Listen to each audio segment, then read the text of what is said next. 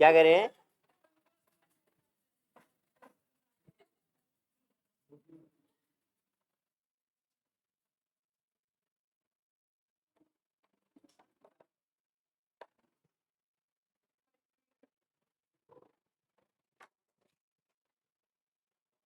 वंदिता, आपके इंटरेस्ट के लिए आपको आपके घर में बात करनी पड़ेगी, है ना, इंटरेस्ट अगर लूज ठीक है। चैप ये आइडिया मैंने ही दिया था ना आप लोगों को। Chapter 13 nuclei. हाँ जी, अभी तक हमने जो लास्ट चैप्टर्स में पढ़ा उसमें हमने एटम का स्ट्रक्चर पढ़ा है ना। एटम के कोर में आपका न्यूक्लियस है, उसके बारे में सारी स्टडी अब हम करेंगे। सबसे पहला टॉपिक है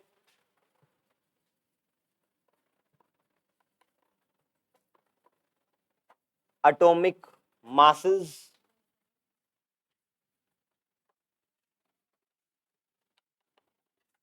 composition of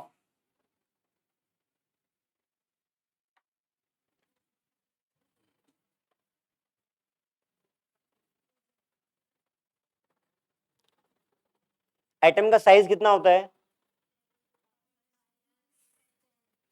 10⁻⁻10 ये उसका साइज रहता है।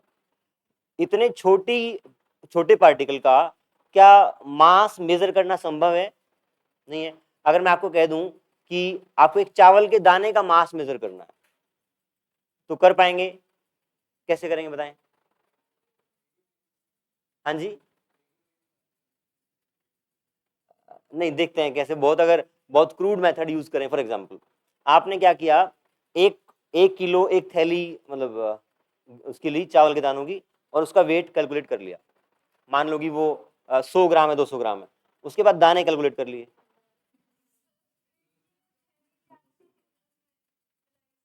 हाँ, नहीं, मैं वो दो बातें बोल गया। मेरा कहने मतलब कुछ भी मास, आपका एक पर्टिकुलर मास है, उस पर्टिकुलर मास में आप पहले मास कैलकुलेट कर लिया, उसका वेट कैलकुलेट कर लिया, और फिर आपने दाने गिन लिए। तो उस मास को उन नंबर ऑफ राइस से डिवाइड कर दें तो बात बन जाएगी, है ना। एक तरीका तो ये है। तो यहाँ भी ऐसा ही होगा। यहाँ भी आप क्या करेंगे, बड़ा अमाउंट का कुछ तो केमिकल रिएक्शन कराएंगे, फिर उसमें नंबर ऑफ पार्टिकल्स आपको पता होंगे, तो वहां से डिवाइड करके आप एक इनडायरेक्ट मेथड से निकालेंगे। ठीक है। आपने क्लास 9th या 10th में पढ़ा होगा, या 11th में भी आया हो, लॉ ऑफ डेफिनेट प्रोपोर्शन। क्या होता है बता दें एक बार?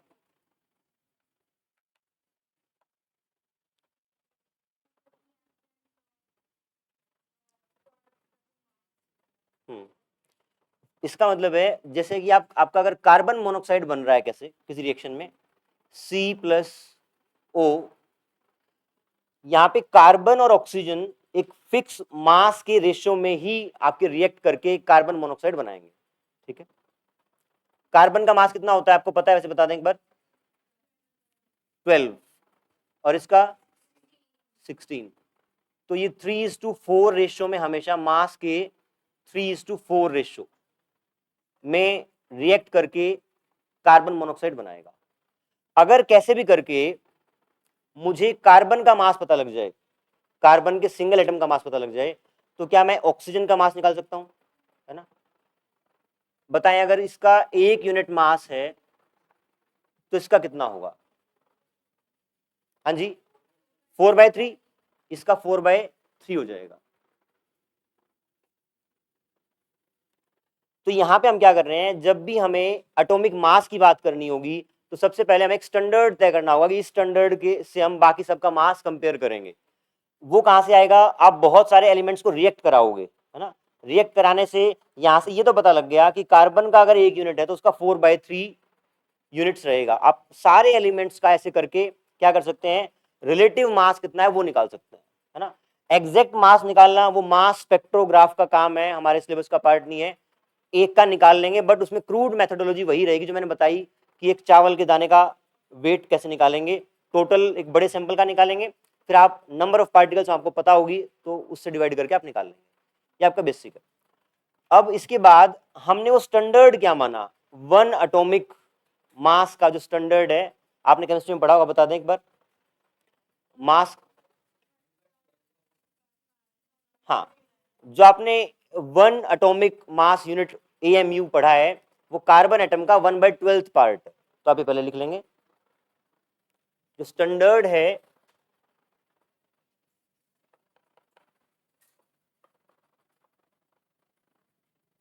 स्टैंडर्ड ऑफ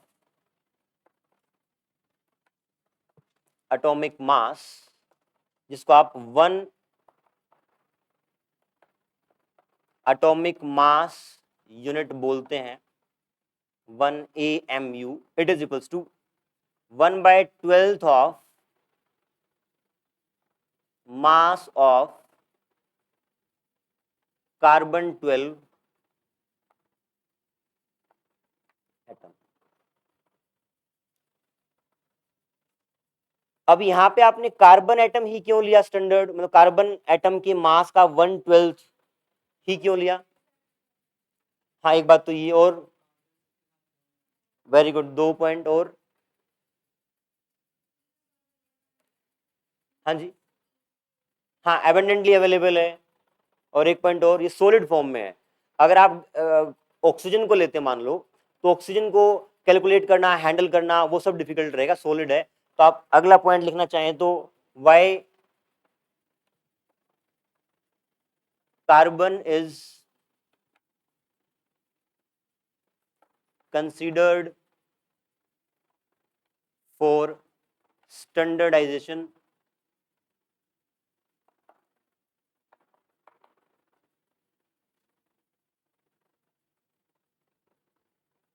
इसके 4 रीजन है। पहला, एबंडेंटली अवेलेबल है। Second, react with almost all elements. तीसरा, सॉलिड स्टेट है, easy to handle.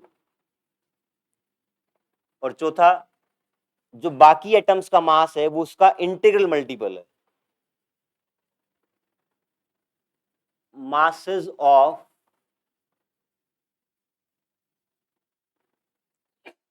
other elements is, यहां पूरा नहीं आ रहा, आप लिख लेना, masses of other elements is almost integral multiple of standard mass। masses of other elements is almost integral multiple of standard mass।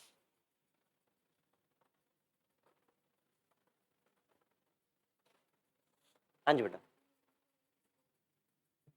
क्या यही होता है? पक्का?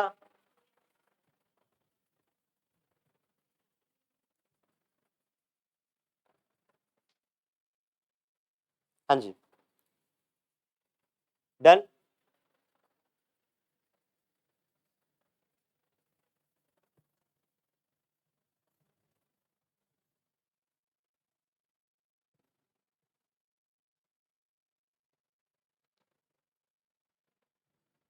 जो आपका मास है 1 कार्बन एटम का, मास ऑफ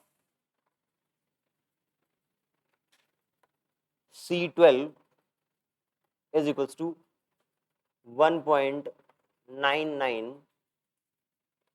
to 647 10 की पावर -26 kg।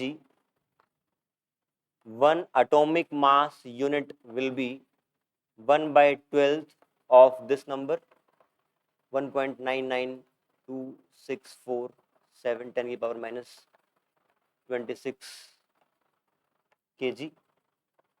और ये आपका आता है 1.660539 10 की पावर -27 kg।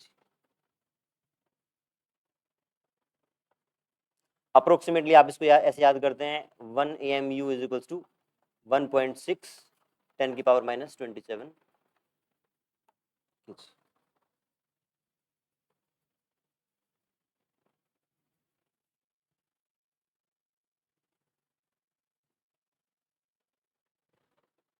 एक स्टैंडर्ड मानने के बाद बाकी सारे एलिमेंट्स का मास क्या आया, integral multiple of this mass. But इसमें एक एक्सेप्शन आई, क्लोरीन की एक एक्सेप्शन आई। स्टार्टिंग में उसको एक्सेप्शन माना गया, बाद में तो वो एक्सेप्शन नहीं है, एक्सेप्शन है क्लोरीन। क्लोरीन का एटॉमिक मास जो निकल के आया वो आता है 35.46। U is one atomic mass unit, U is one atomic mass unit. अभी हमने बात की थी कि जो स्टैंडर्ड मास माना है इसका इंटीग्रल मल्टीपल होगा हर किसी एलिमेंट का, बट क्लोरीन का ऐसा आ गया। इस बात को एक्सप्लेन करने के लिए बाद में जब और एक्सपेरिमेंट्स किए गए तो पाया गया कि क्लोरीन के दो तरह के एटम होते हैं, two types of atom.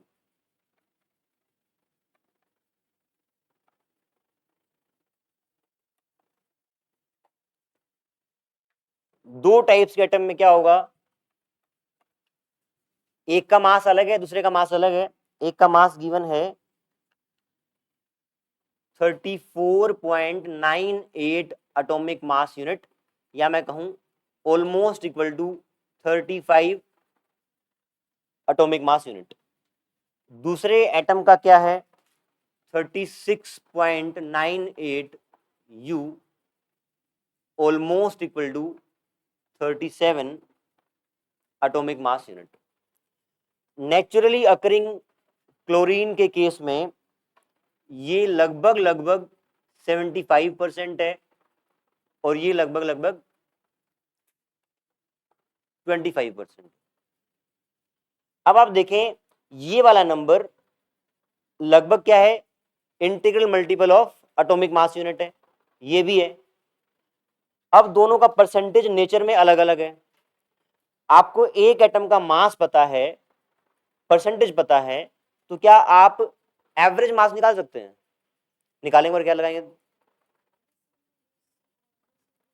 Upon, हाँ मतलब नहीं, total number of atoms. For example आप 100 एटम मान लें, 100 एटम में 75 इसके होंगे, एवरेज मास कितना होगा, total mass of 100।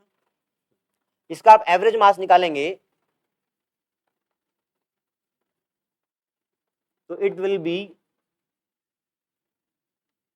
35 into 75, 37 into 25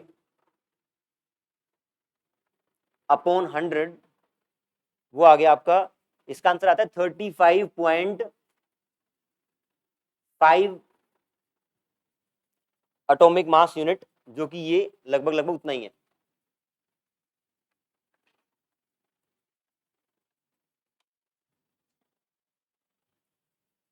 ठीक है, तो क्या ये बात एक्सप्लेन करने के बाद क्या वो एक्सेप्शन रहा क्या? हाँ जी, एक्सेप्शन क्या था, हमने कहा कि हर एलिमेंट का मास है वो इंटीग्रल मल्टीपल होगा स्टैंडर्ड का, बट यहाँ पे वो इंटीग्रल मल्टीपल नहीं था। तो हमने कहा कि क्लोरीन दो तरह के एटम्स होते हैं क्लोरीन के, एक का मास 35 यूनिट और एक का 37 यूनिट होता है। वो 25% अकर करता है, 75% अकर करता है।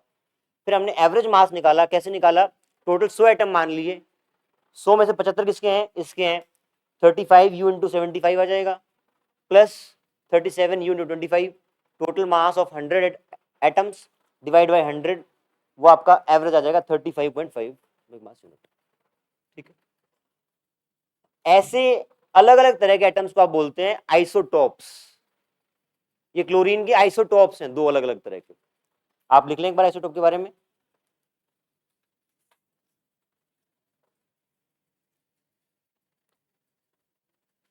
सौरभ पूछना पूछ सकते हैं, कुछ पूछना, ठीक, लिखें। Different type of atoms, different type of atoms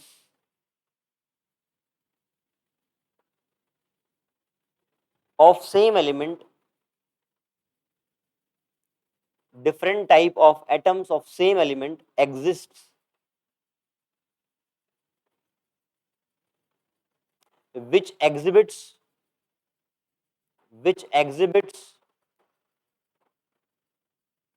the same chemical properties, which exhibits the same chemical properties but differ in mass.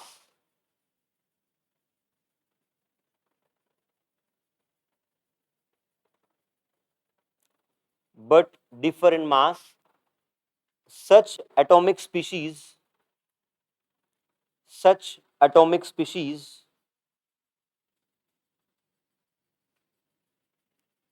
of same element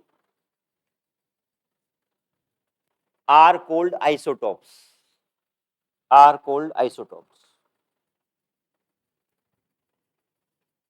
फिर फर्दर एक नोट बना के लिखेंगे,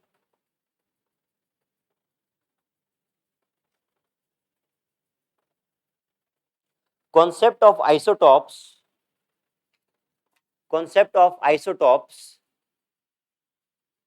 is closely related to the discovery of neutron.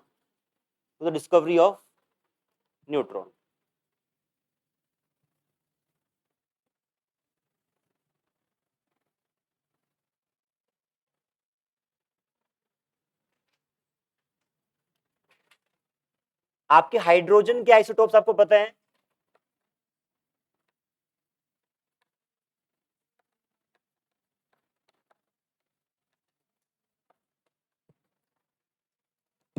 तीन isotopes होते हैं इसके,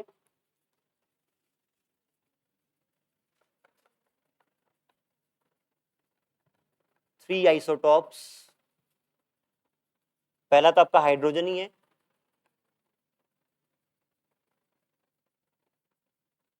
इसका मास है आपके पास 1.0078 एटॉमिक मास यूनिट।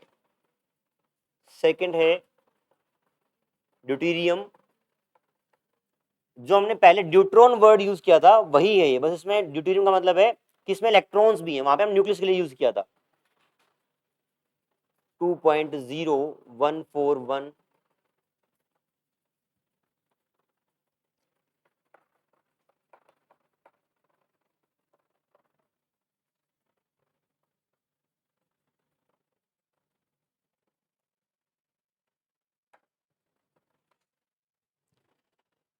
जो हमने नोट लिखा अभी, क्या आइसोटोप से आप न्यूट्रॉन की डिस्कवरी का एक आपको हिंट मिलता है, उसके बारे में भी देखेंगे इसमें।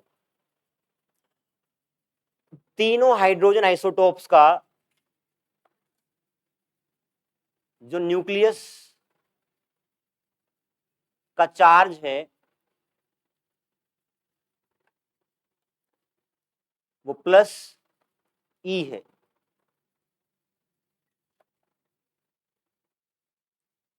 तीनों में एक ही इलेक्ट्रॉन है, all have only one electron। क्या आपका एटम इलेक्ट्रिकली न्यूट्रल है एज अ होल? क्या आपका एटम इलेक्ट्रिकली न्यूट्रल है? हाँ जी है। देखते हैं, अभी देखते हैं। हाँ जी,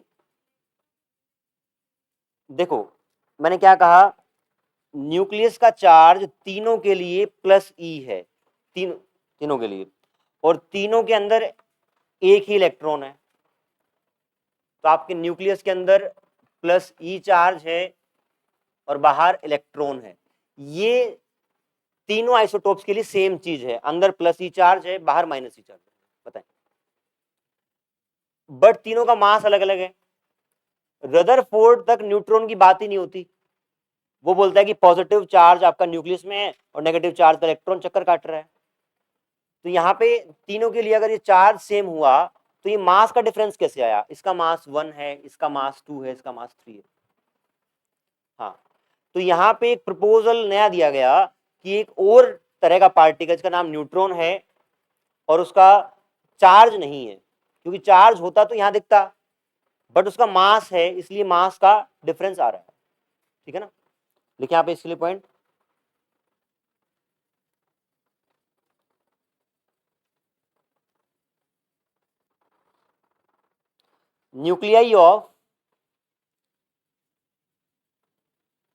nuclei of deuterium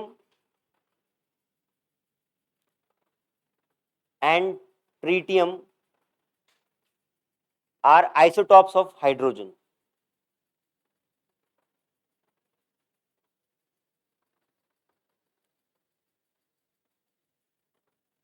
They must contain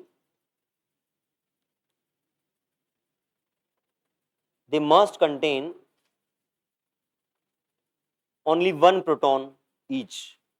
They must contain only one proton each. क्योंकि चार्ज सेम है न्यूक्लियस में तो प्रोटॉन सेम होगा आपका. Full stop. But their masses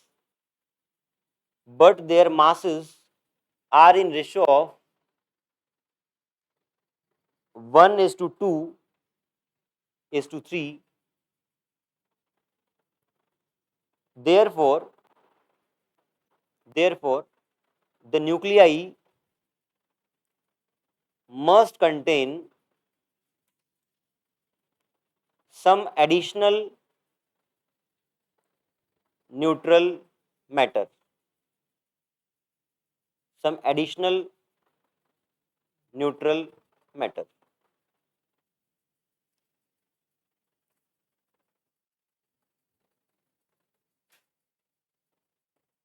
ठीक है. इसके बाद फर्दर एक एक्सपेरिमेंट किया गया.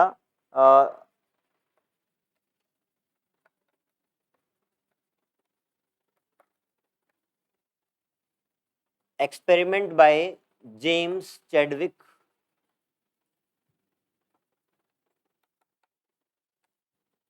इसमें क्या किया गया, एक बेरिलियम न्यूक्लियस है,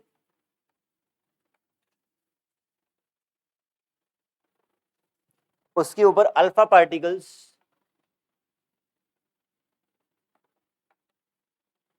बम्बार्ड कराए गए. अल्फा पार्टिकल्स बम्बार्ड कराने से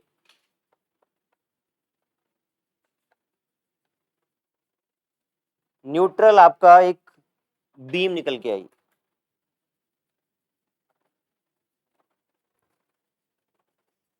क्या प्रपोजल दिया इससे पहले कि आपके न्यूक्लियस के अंदर एक एडिशनल न्यूट्रल पार्टिकल होना चाहिए. फिर एक्सपेरिमेंट से भी ये बात निकल के आई, यहाँ पे अल्फा पार्टिकल टकराए तो आपका इसका मतलब न्यूक्लियस बिखरा है, न्यूक्लियस टूटा है, उस न्यूक्लियस से कुछ आपके न्यूट्रल बीम निकल के आई है. ये न्यूट्रल बीम और जो पहले का प्रपोजल है वो मैच कर रहे हैं, है ना. बट अभी तक जो एक ही न्यूट्रल बीम हमें पता थी वो थी फोटोन की बीम. फोटोन आपका पता है, आपको मासलेस चार्जलेस पार्टिकल है, उसकी न्यूट्रल बीम का आपको आइडिया था, है ना. लेकिन जब ये पता किया गया,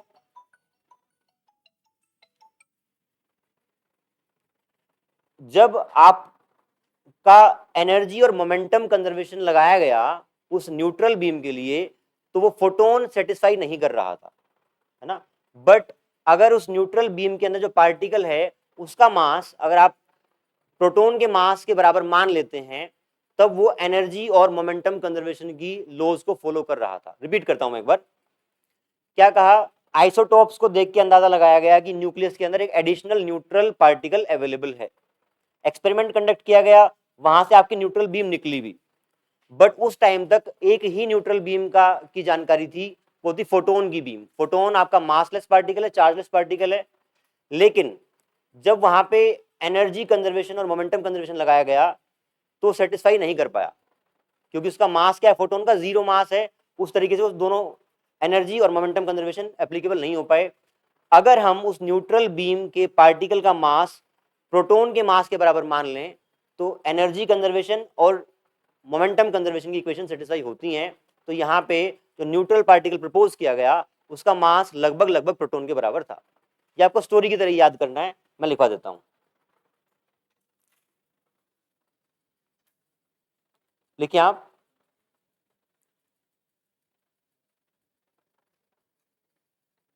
at the time of this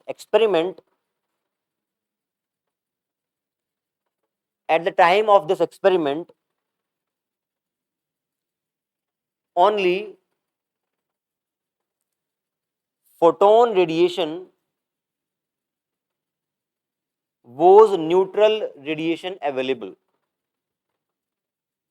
At the time of this experiment only photon radiation was neutral radiation available.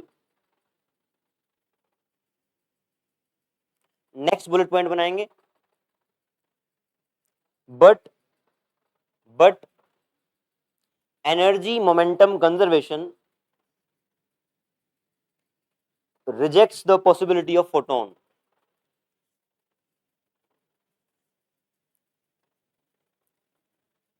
Rejects the possibility of photon.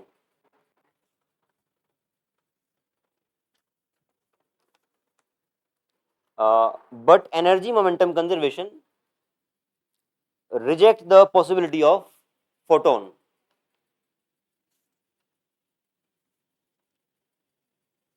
Next bullet point बनाए, assumption of neutral particle, assumption of neutral particle of mass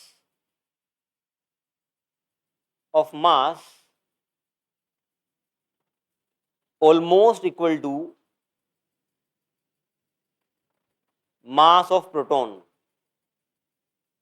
almost equal to mass of proton, satisfy energy momentum conservation.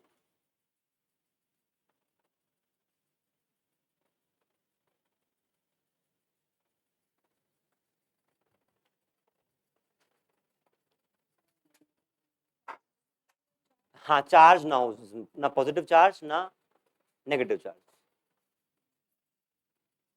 कौन एक बार explain करेगा सारी sequence को? साहिल करोगे? नहीं करोगे? Vandita? Correct, right.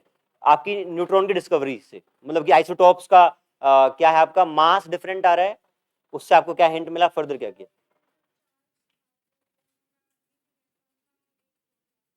हम्म हम्म हम्म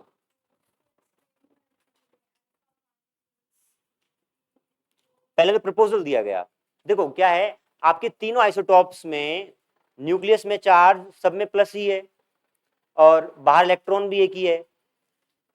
अब अंदर प्लस ही चार्ज है तो एक ही प्रोटॉन है सबके अंदर, है ना, एक ही प्रोटॉन है। अब इससे पहले तक आपको पता ही सिर्फ एक बात का था, प्रोटॉन है और इलेक्ट्रॉन है, तो एक एक प्रोटॉन तो सबके अंदर है, बराबर है, इलेक्ट्रॉन बराबर है। तो मास का अंतर कहां से आया? मास का, हाँ, मास का अंतर लाने के लिए प्रपोज किया गया कि एक और एडिशनल मास प्रेजेंट है न्यूक्लियस के अंदर जिसका चार्ज नहीं है ना, न्यूट्रल चार्ज का एक और मास प्रेजेंट है अंदर। उसी बात को एक्सपेरिमेंटली वेरीफाई करने के लिए ये अल्फा पार्टिकल को न्यूक्लियस, बेरिलियम न्यूक्लियस पर बम्बार्ड कराया गया, आपकी न्यूट्रल बीम निकली। क्योंकि न्यूक्लियस टूटा है तो उसके अंदर न्यूट्रल पार्टिकल्स थे, इसलिए वो न्यूट्रल बीम निकली थी, है ना। बट तब तक एक ही न्यूट्रल बीम आपको पता थी, वो थी फोटोन की। फोटोन का मास नहीं होता है, बट न्यूट्रॉन का मास होता है। तो उसने आप उसका न्यूट्रल बीम को आपने फोटोन माना, तो एनर्जी और मोमेंटम की कंजर्वेशन की इक्वेशंस आप सेटिस्फाई नहीं कर पाए। लेकिन जब आपने उसके मास को प्रोटॉन के मास के बराबर लगभग लगभग माना, तो आप एनर्जी मोमेंटम कंजर्वेशन की इक्वेशंस को सेटिस्फाई कर पाए, वेरीफाई कर पाए। तो इसलिए मान लिया गया कि जो अंदर एडिशनल पार्टिकल है वो न्यूट्रल है और उसका मास लगभग लगभग प्रोटॉन के बराबर। ये न्यूट्रॉन की डिस्कवरी का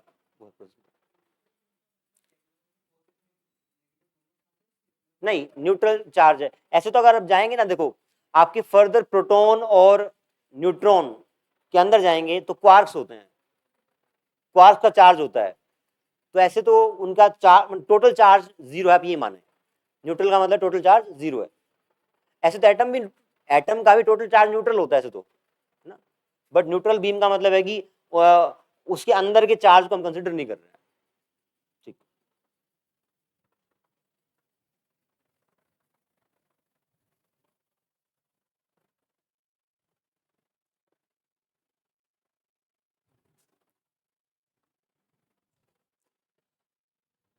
आपके तीन आइसोटॉप्स हैं, उसको हम अब अलग अलग करके बता सकते हैं। हाइड्रोजन का पहला 1 1 सेकंड आइसोटॉप 1 2 और तीसरा आइसोटॉप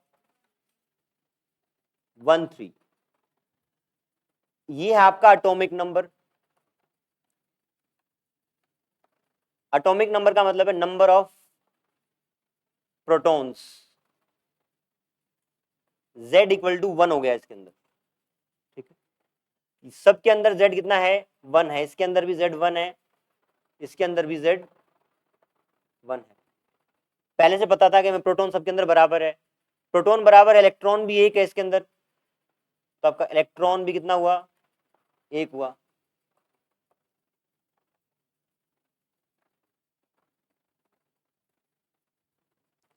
Z का मतलब प्रोटॉन है, तो आप यहां पे चाहें तो प्रोटॉन भी लिख सकते हैं। प्रोटॉन कितना है? प्रोटॉन भी एक है।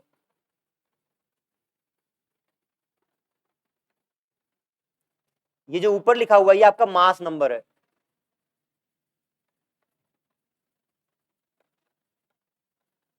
मास नंबर का मतलब होता है total number of nucleons. Nucleons का मतलब है जो पार्टिकल्स न्यूक्लियस के अंदर रिसाइड करते हैं, प्रोटॉन एंड न्यूट्रॉन। तो ये वाला नंबर है टोटल नंबर ऑफ प्रोटॉन्स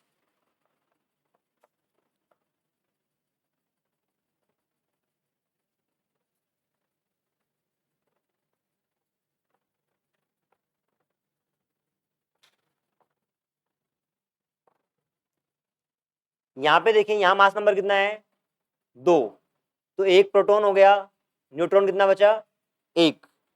यहां न्यूट्रॉन कितना है? 0। क्यों? क्योंकि total mass number is 1, it means total number of nucleons, sum of number of protons and neutrons is 1। Proton already एक है, तो न्यूट्रॉन 0 होगा। यहां पे इसका मास नंबर 2 है, मास नंबर 2 है, प्रोटॉन ऑलरेडी एक है, तो न्यूट्रॉन कितना होगा?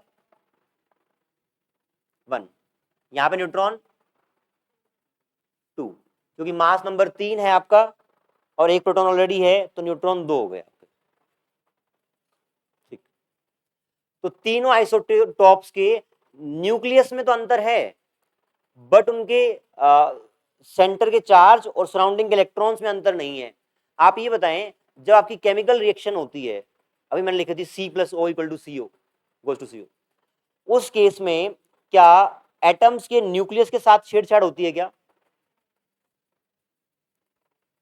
नहीं होती? नहीं होती है। आपकी केमिकल रिएक्शन में कभी भी न्यूक्लियस चेंज नहीं होता है। अगर कार्बन का न्यूक्लियस है तो कार्बन का ही रहेगा।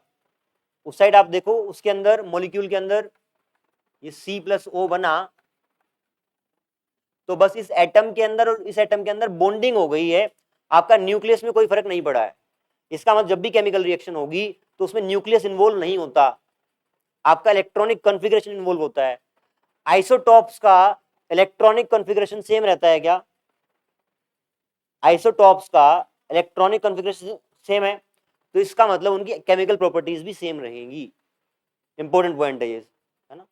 इसको आप नोट डाउन कर लें।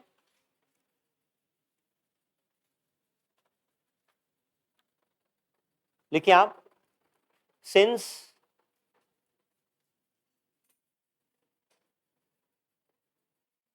isotopes have same electronic configuration,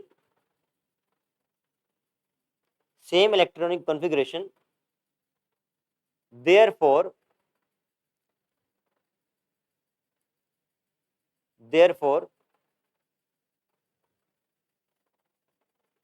their chemical properties are also same,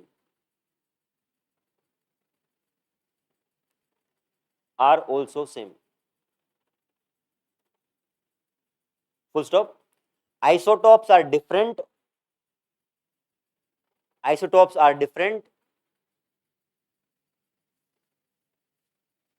due to difference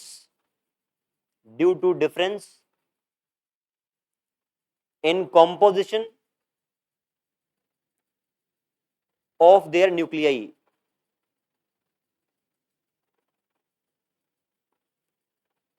Isotopes are different, क्या लिखा है? Isotopes difference in composition of their nuclei, and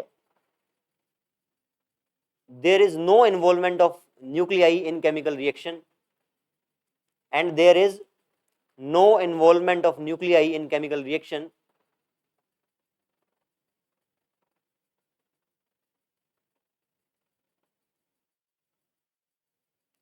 Therefore chemical properties remain same. Therefore chemical properties remain same.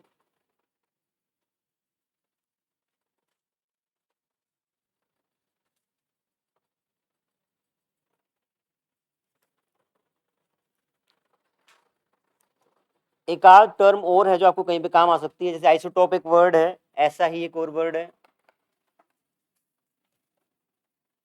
Isotopes के साथ isobars,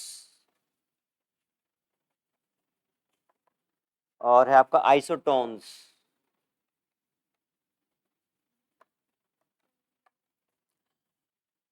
isotopes के लिए आप लिख लें सेम Z,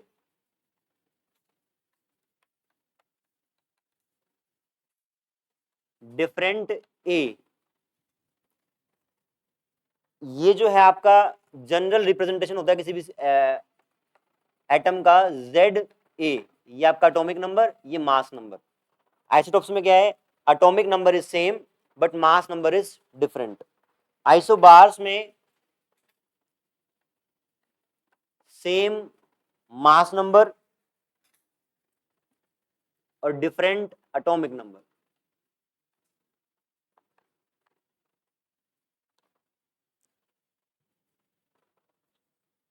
क्या आइसोबार्स की केमिकल प्रॉपर्टीज सेम रहेंगी? नहीं, क्यों?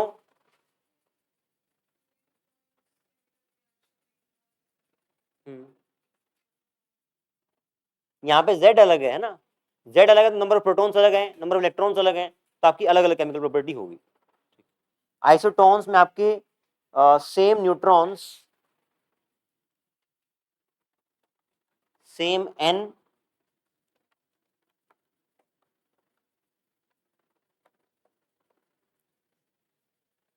Different Z।